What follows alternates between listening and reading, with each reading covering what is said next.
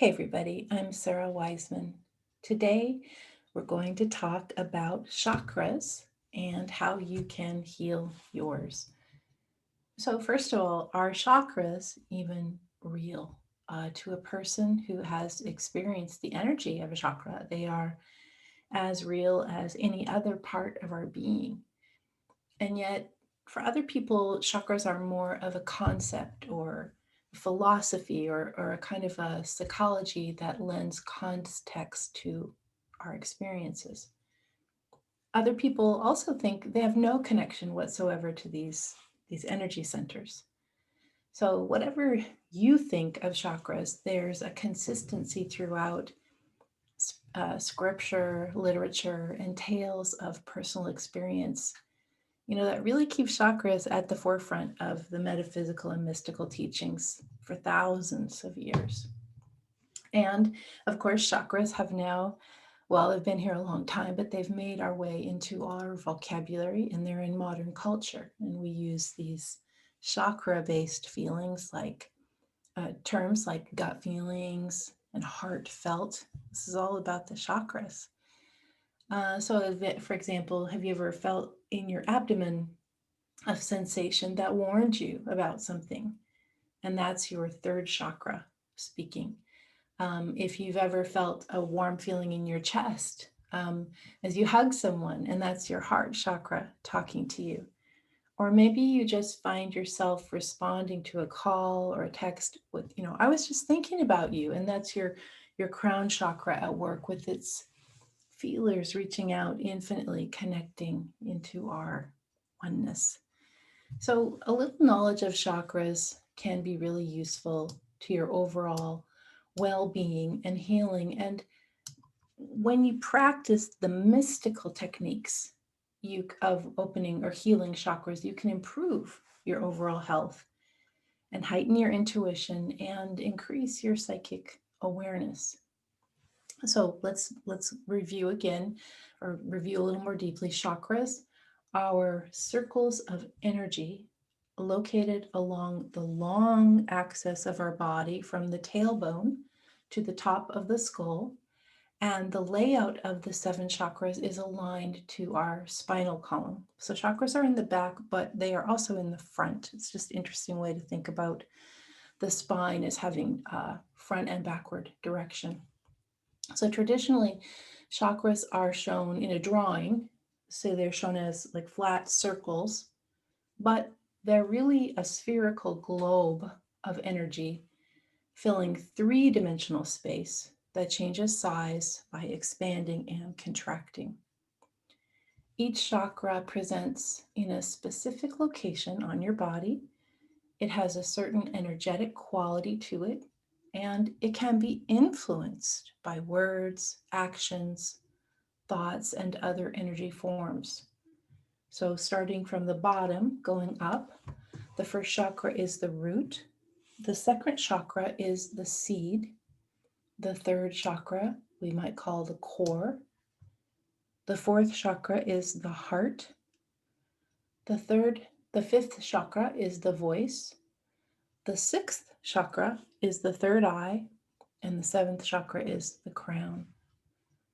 Okay, so you can look at them separately, but you can also look at them as a functional collective, not unlike the other systems of the body, circulatory, digestive, nervous.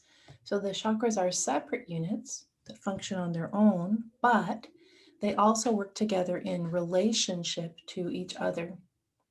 And so as you begin to explore the system of chakras, you're going to find that your understanding grows in ways that can be applied to all aspects of your physical, emotional, and spiritual life. So, when we're working on chakra healing, we want to keep it really simple. Um, it may not be necessary and sometimes even misguided to try to figure out every tiny detail of a dysfunctional chakra. Or even more commonly, we hear like, I need to open my chakras. Maybe this isn't what's called for. So really, it doesn't matter that much in regards to healing and restoring proper function if a chakra is opened or closed. spinning clockwise or counterclockwise or anything else. In fact, sometimes we can create new problems from trying to redirect chakras or force them open or closed. So, what can be most effective is to simply identify there's a problem in an area and then incorporate a holistic therapy such as yoga, mantras, crystal healing, mudra, um, energy healing, sound healing, those kinds of things. Even meditation, dreaming can all be utilized as a way of working with your chakras. And simply identifying that the chakra is not doing its job is usually enough to begin to remedy any imbalance. So if you give healing attention to any specific chakra, it will know what to do. Your body's own wisdom knows if your chakras are inactive or needing stimulation, or too active and need cooling off. So there are ways of aligning and balancing chakras to work in sync with the whole being and bring these energies into alignment for the highest good of all of us. So one of the ways we can do this is we can work with mantra. Now, chakras are very attuned to our bodily systems and particularly the nervous system, which is in turn responsive to sound. Hence, mantras are very effective for working with chakra. Now, you may have heard these classic mantra sounds that relate to the chakra: Lam, Vam, Ram, Yam, Ham, and Om. So these are pretty commonly known, but there are others that may actually work better for you. We can use mantras drawn from all kinds of traditions, and when we say them, we're meant to be in a hypnotically trance state, hypnotic trance state, or gentle trance state, as I sometimes call it, so we can produce an altered state of consciousness while we're working with the mantra and healing the chakra. So some of the best mantras to use are, depending on which chakra you're working on, the Rama mantra, the Satanama mantra, the Gobindahari mantra, the Shanti mantra, the Om mantra, the Ong, O-N-G mantra, and finally the breath. The breath in itself becomes a wordless mantra. So what is a mantra? A mantra is a thought. It is thought of as a repetitive phrase, but mantras aren't just repeated words. Man means mind, and tra means vibration. So when we think of this mind vibration, we understand that all of our thoughts are mantras or mind vibrations. So when we meditate with mantra, it's actually an intentional focusing of the vibrations of our mind.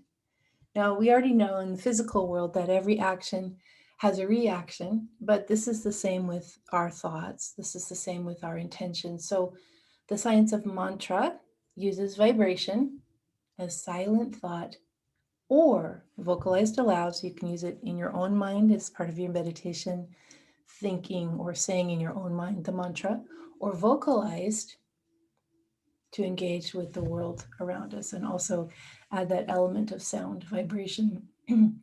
So again, mantras can be chanted out loud or said out loud, but they can also be repeated silently, or you can just listen to them. And many people find that simply having mantra play in the background can be this very soothing practice and a very good antidote to anxiety and stress and to helping your chakras heal.